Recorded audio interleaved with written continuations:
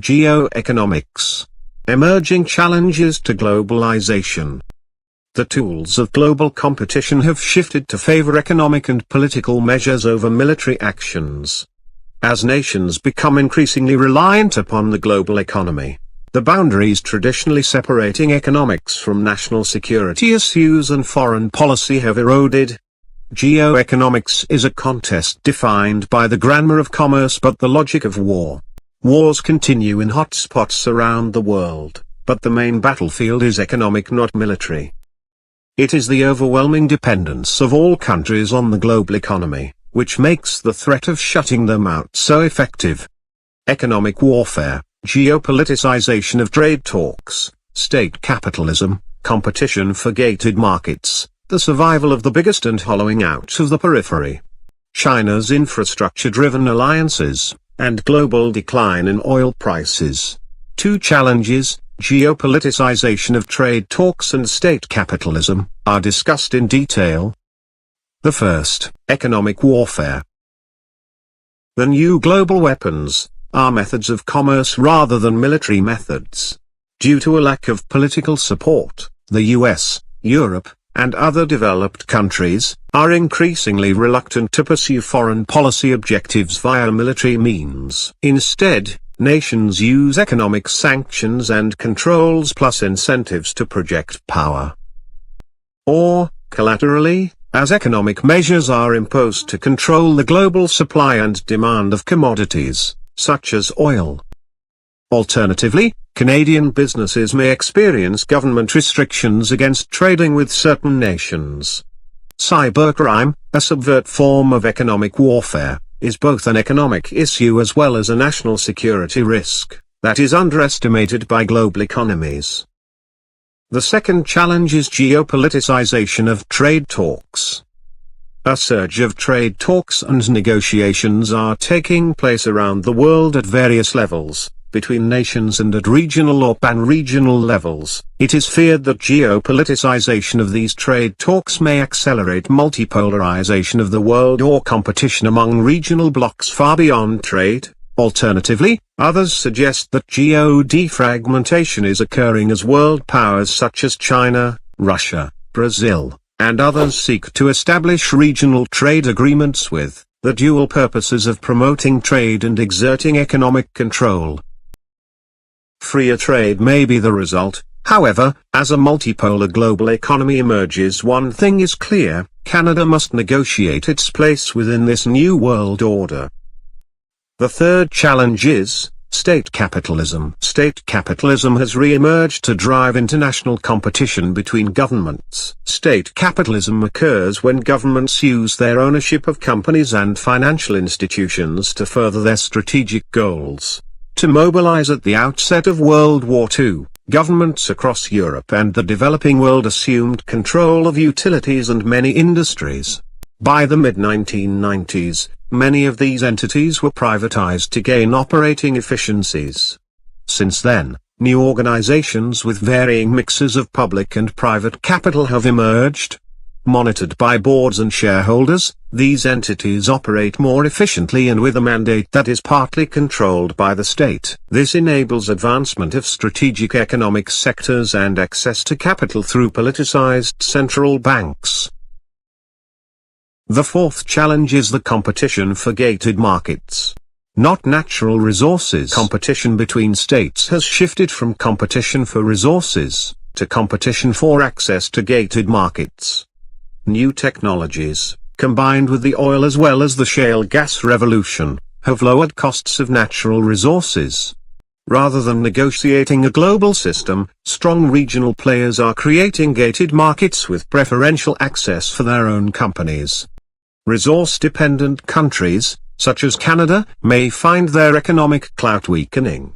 To benefit, Canada must develop new technologies, highly skilled workers efficient at managing large global companies, and negotiate access to gated global markets.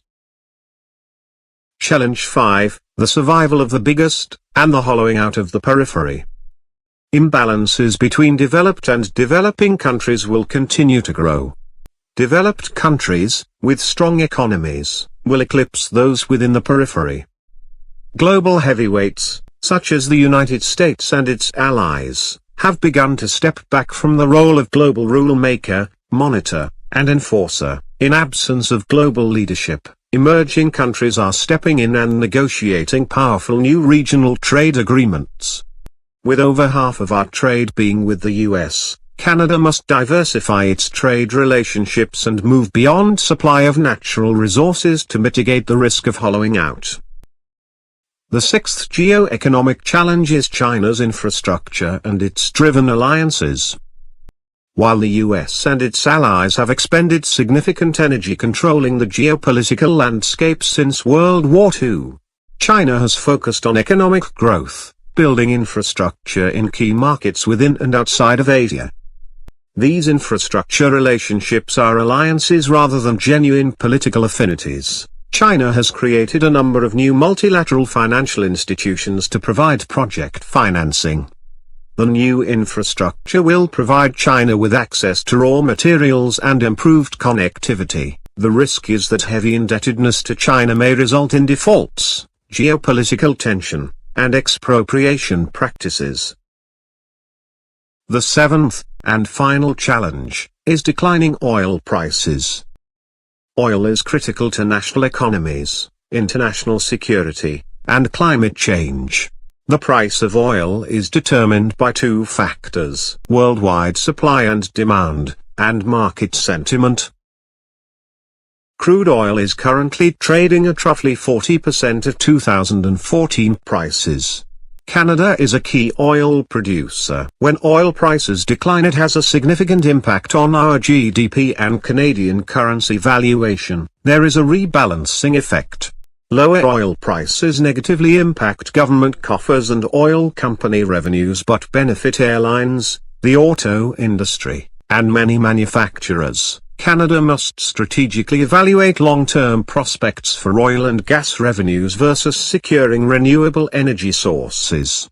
Each of the 7 geopolitical challenges above were reviewed within the Canadian context. The issues of geopoliticization of trade talks and state capitalism were identified as particularly challenging to Canada's businesses and economy and are further discussed below. Trade agreements are tools for exerting geo-economic and geopolitical control. As trade agreements are increasingly influenced by political, legal and geostrategic matters, progress towards global free trade is stalled. Regional agreements that favor major regional powers and circumvent laissez-faire are established instead. Regional blocs of economically allied countries are gaining strength in absence of strong global leadership. Some examples include the European Union, US Transatlantic Trade and Investment Partnership, TIP, Asia, North America Trans-Pacific Partnership, TPP, Eurasian Economic Union, EU, and many more.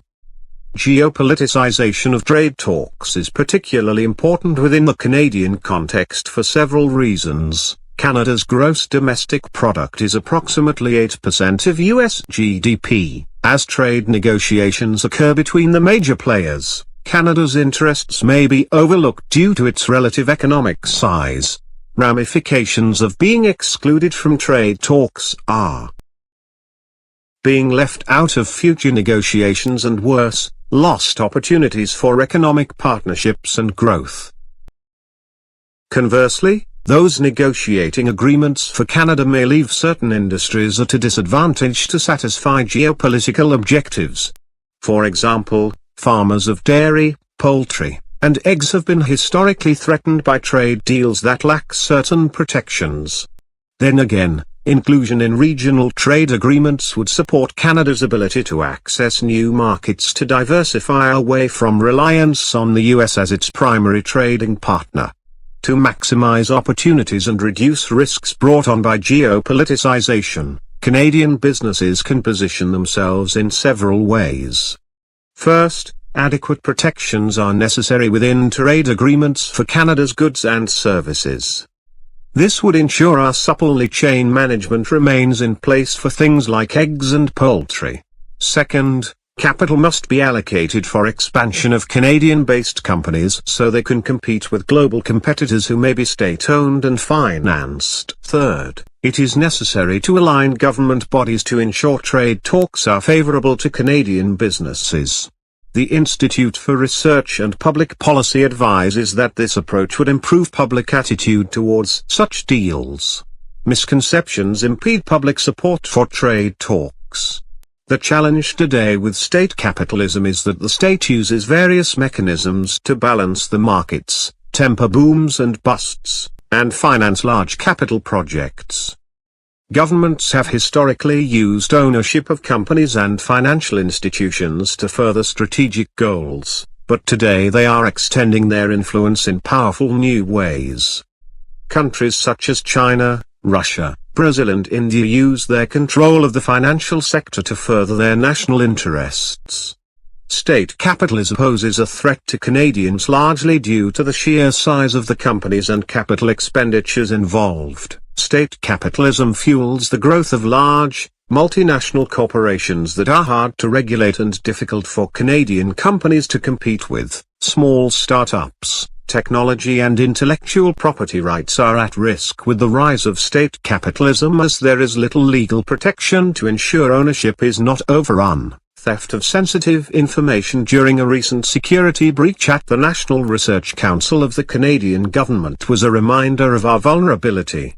We have already witnessed the potential impact state capitalism might have on Canadian businesses.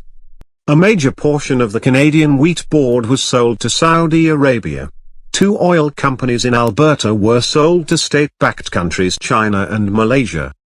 And emerging countries are on the offensive.